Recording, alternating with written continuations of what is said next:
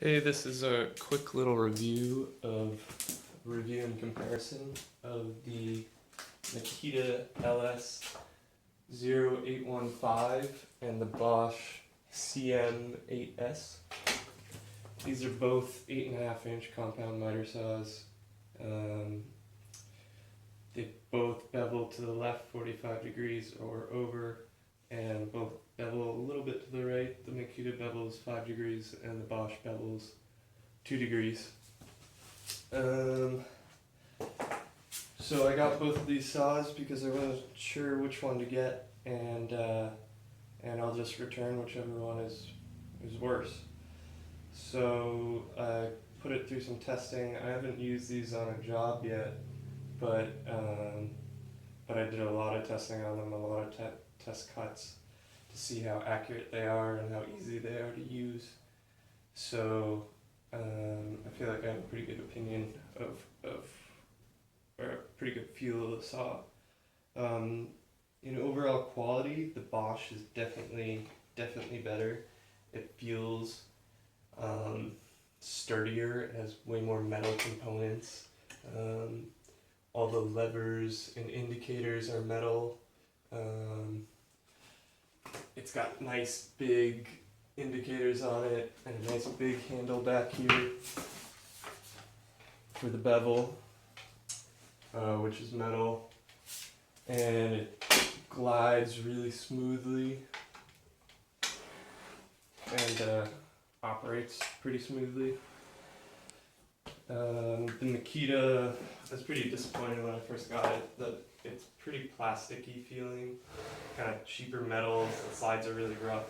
That's been a big problem that people have talked about, but apparently they even out after a couple weeks of use, so hopefully it will. But the indicators on it are plastic. There's really tiny little bevel marks that are pretty much useless, and kind of crappy plastic knobs and stuff. But it is $100 cheaper than the Bosch. The Bosch I got for $450, and the Makita was $350. And the Makita is lighter. It's like 5 pounds lighter, I think. And it feels much lighter when you're carrying it around. It's like a little easier to carry.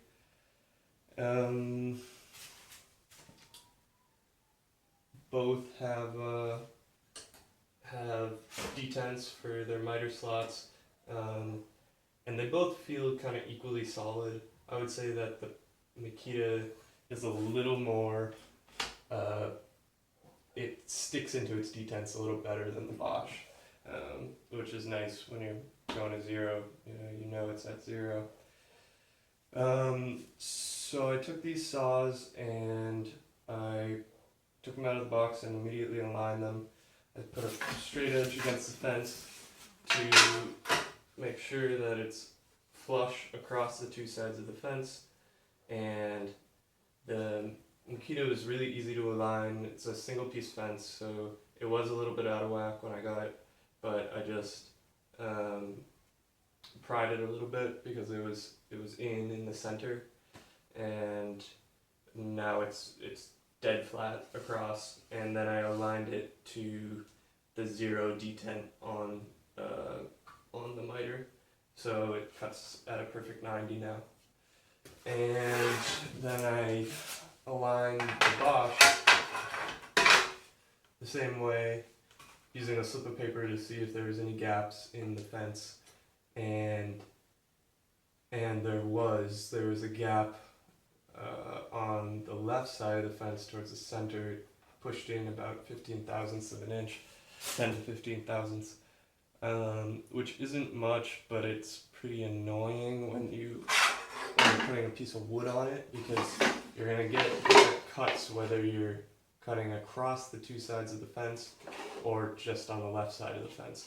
So I spent, I don't know, maybe an hour and a half trying to align it by shimming it out with pieces of tape, and I just couldn't get it to be in line with the other side. So I called Bosch customer support, and told them, and they were kind of like, they were helpful, but kind of not as helpful as they could be. And they sent me another fence, and they were like, well, it might not fix it. So I got another fence in the mail like a week later, and it's the same exact thing. So it's some deal with the manufacturing. And also, this is the second saw that I've gotten. I returned the first saw to see if the fence was going to be out of line, or to see if I could get one that was in line. And it was out of line in the same way. So it's something with the manufacturing that this batch of saws is not in line across their fences. And it's a two-part fence, so I guess there's more room for that in the production.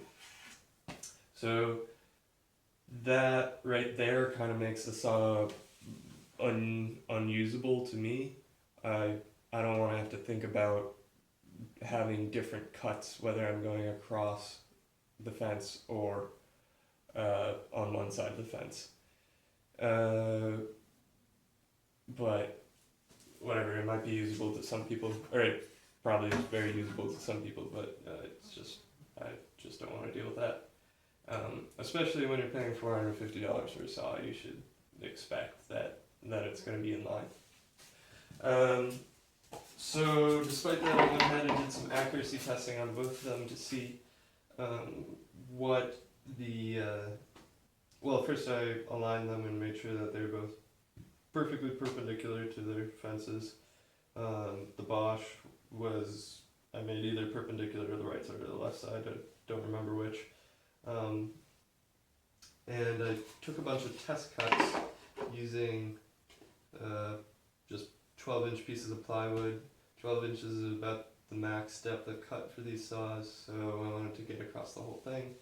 And I cut 2-foot pieces of plywood into 2 foot by 12 inches, and started cutting it and making little strips like this, and I probably made 200 of these little strips. And then I took a pair, well, as I went, I was using calipers to measure the variance in the cut. So what I would do is I would cut one side, oh,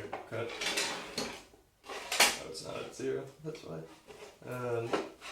So I cut one side to get it so that that side of the wood was the path of the cut, and then I moved it over just a tiny bit, and I cut again to make a tiny strip like this,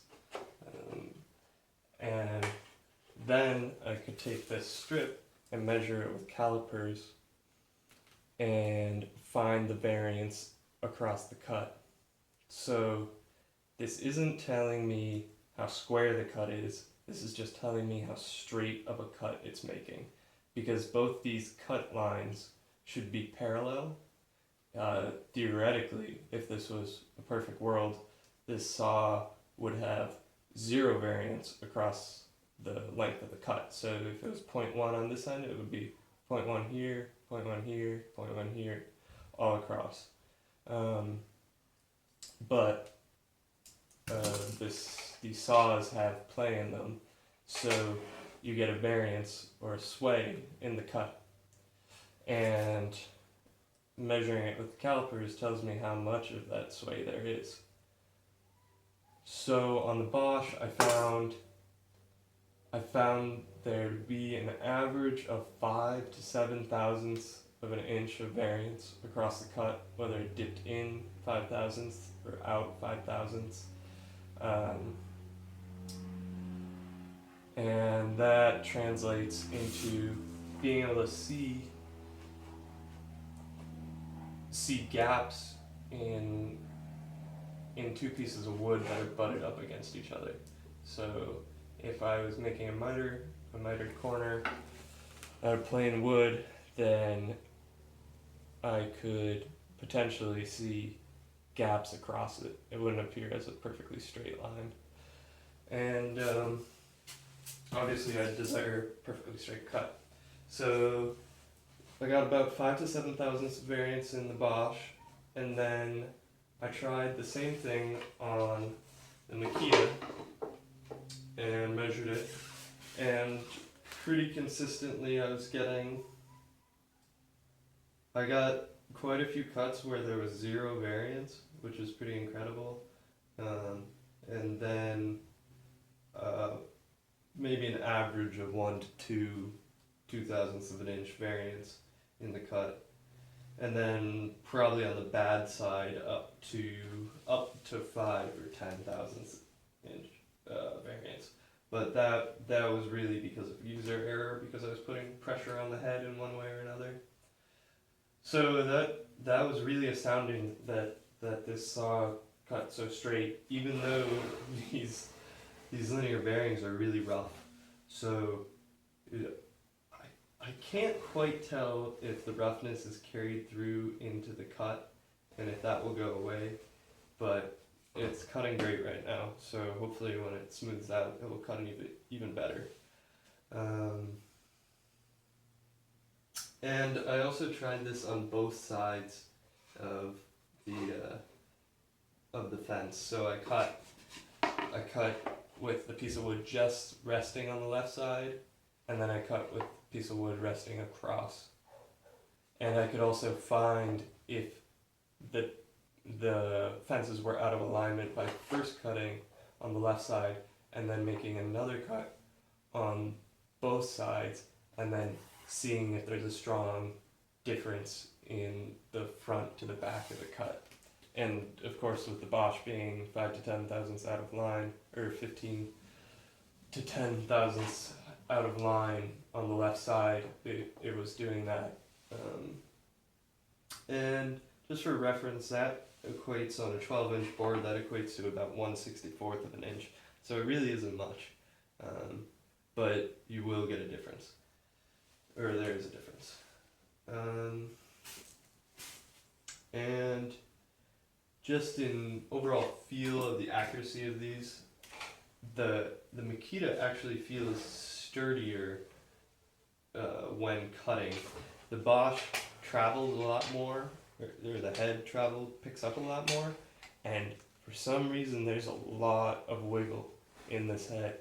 It can move, 1/8 of an inch plus or minus at the front of the saw when you put pressure on it. So when you're cutting, you really have to be smooth and gentle with it. Whereas the Makita seems to have a more rigid edge. There's definitely some play in it still, but there seems to be less when you're cutting.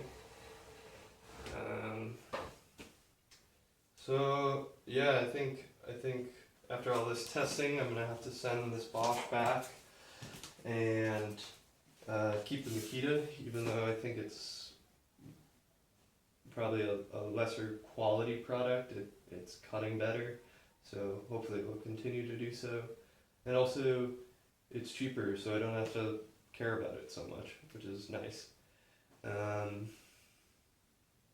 Yeah, thanks for watching.